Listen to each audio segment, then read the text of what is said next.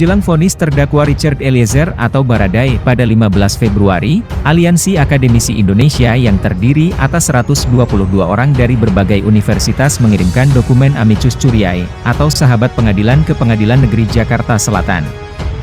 Usai mengirimkan dokumen Amicus Curiae, Aliansi Akademisi Indonesia menyampaikan beberapa alasannya membela salah satu terdakwa kasus pembunuhan Nofriansyah Yosua Huta Barat atau Brigadir J. Kasus ini, posisi Baradae dengan pelaku lainnya ya, saudara FS itu perbedaannya ada 18 jenjang.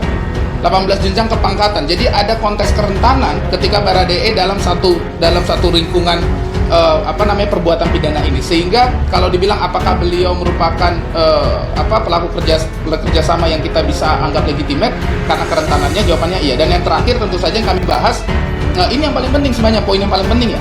Apa pentingnya sih JC dalam sistem peradilan pidana? Kami juga menyampaikan ada beberapa, saya tidak perlu sampaikan panjang lebar ya, tapi dalam dokumen ini nanti kami akan kirimkan ke kantor rekan-rekan, harusnya dapat nanti begitu ya, teman-teman bisa baca.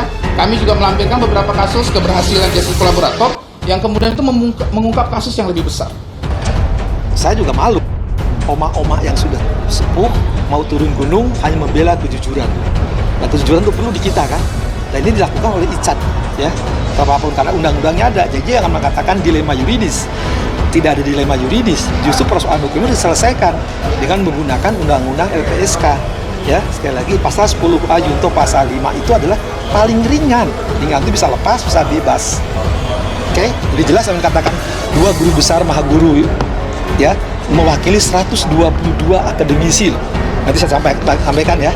Ada contohnya ada ini surat ininya, ya. Jadi para guru besar lintas keilmuan, tidak hanya dari Fakultas Hukum. Jadi kepentingan kami ini bukan hanya soal Baradae, bukan hanya soal kasus ini, meskipun kasus ini juga penting, tapi ini pesan penting, begitu ya. Ini jadi pesan penting untuk masyarakat luas. Jangan takut untuk memberikan keterangan, untuk membongkar suatu kasus kejahatan. Nah, ini juga penting untuk hakim dan jaksa. Karena apa? Yang mendapatkan keuntungan, kalau kita mau pakai bahasa keuntungan ya, kan pembuktiannya ada di jaksa, ada di hakim. Jadi kalau jaksa dan hakim tidak mendukung sistem justice kolaborator, ya nanti penegakan hukum kita tambah sulit. Apalagi kasus-kasus seperti kasus korupsi, kasus narkotika yang sangat terorganisir, yang sangat susah diungkap, justice kolaborator jadi penting. Jadi itu bagian yang paling penting. Jadi kita kasih lihat contohnya, kita beritahu kepada hakim. Saya rasa hakim juga sudah cerdas lah, beliau sudah tahu ya, ini kan cuma masalah dukungan. Jadi supaya hakim tahu bahwa hakim tidak berjalan sendiri, bahwa ada sistem besar yang harus kita selamatkan. Apa itu sistem justice kolaborator? Jangan sampai nanti orang bilang, apa pentingnya jadi justice kolaborator? Sudah capek-capek di ruang sidang mengungkapkan kebenaran, tuntutan atau putusannya juga masih berat, begitu ya. Rekan-rekan bayangkan saja kasus ini, kalau tidak ada Baradae dan Baradae tidak mengungkapkan kebenaran, terlepas dari apapun kebenaran itu kan ini pembuktiannya material ya, di ruang sidang ya.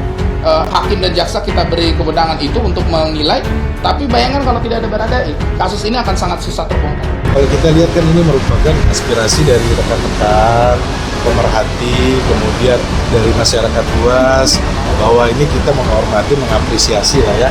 Tapi terkait dengan putusan majelis hakim tentunya itu diserahkan kepada majelis hakim. Tapi ini kan bentuk aspirasi dari masyarakat luas. Kemudian kalau kemarin kita lihat bahwa ada juga dari para akademisi kan mengirimkan surat sahabat pengadilan Amicus Curiae juga. Nah ini kalau kami dari tim penasihat hukum yang Richard Eliezer juga pun menyampaikan banyak terima kasih.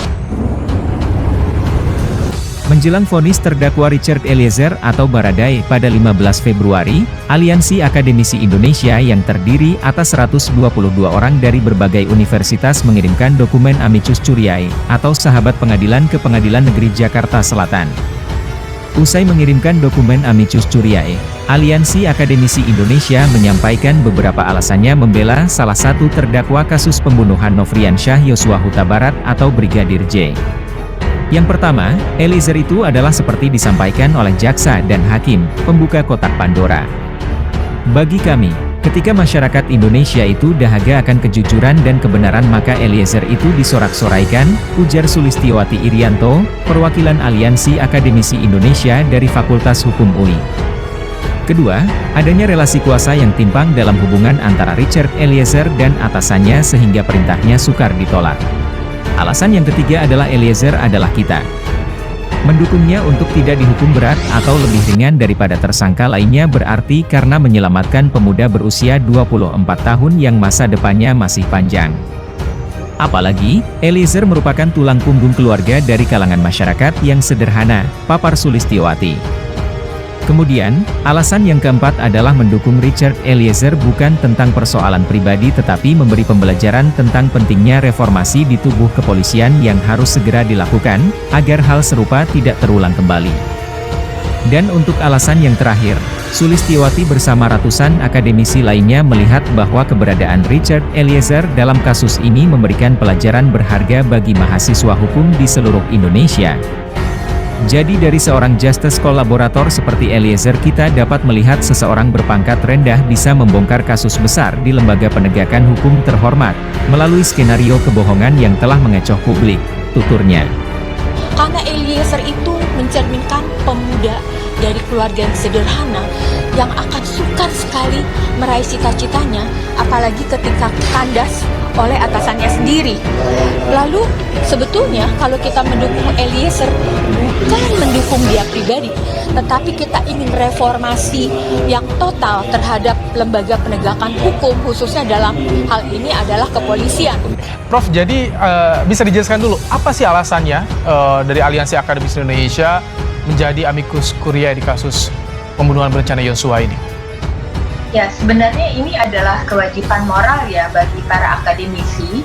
Sekarang ini menjadi dosen hanya sekedar mentransform ilmu dan keahlian itu tidak akan menghasilkan mahasiswa yang berkarakter ya.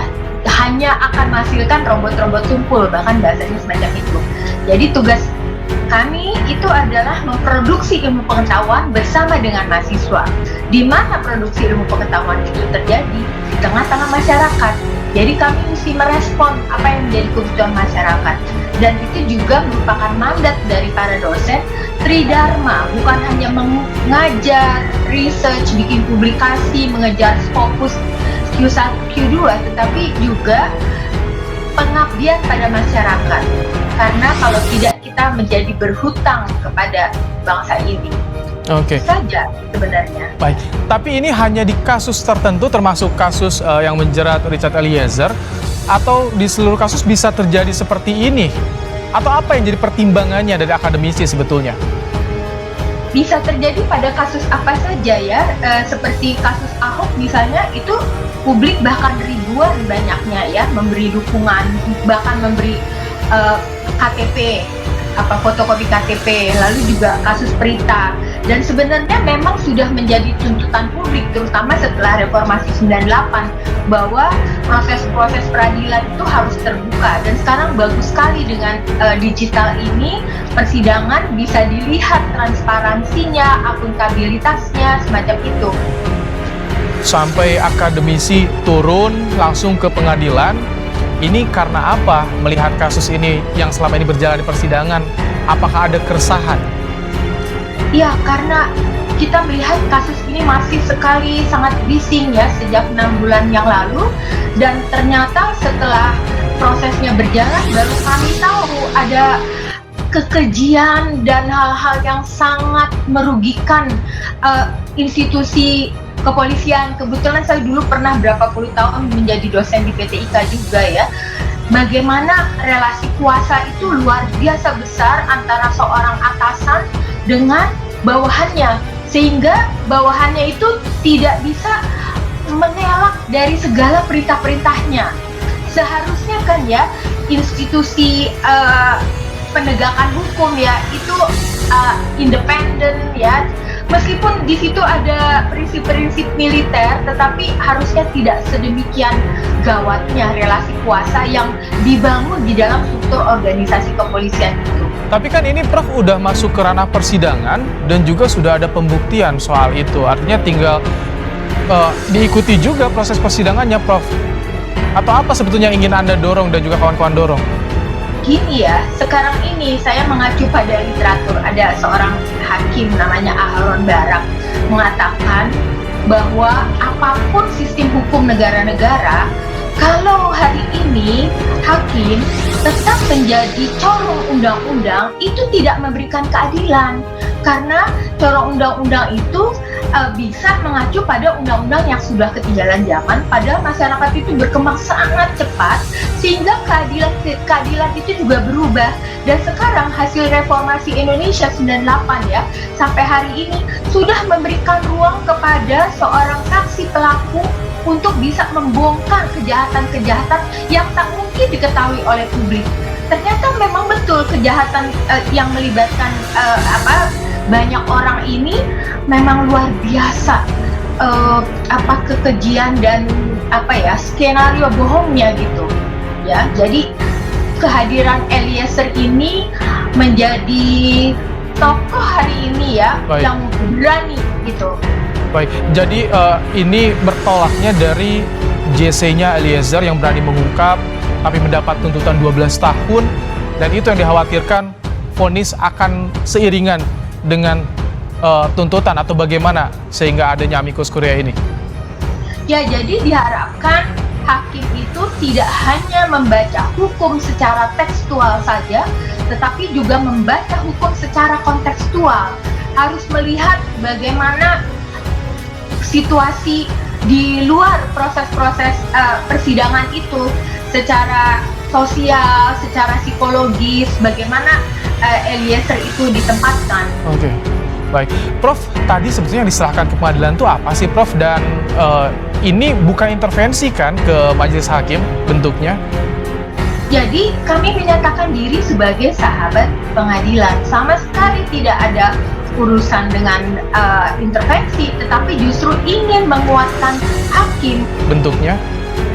Jadi kami menyatakan diri sebagai sahabat pengadilan. Sama sekali tidak ada urusan dengan intervensi, tetapi justru ingin menguatkan hakim bahwa kalau dia mengambil putusan yang adil, maka dia didukung oleh banyak orang termasuk para akademisi.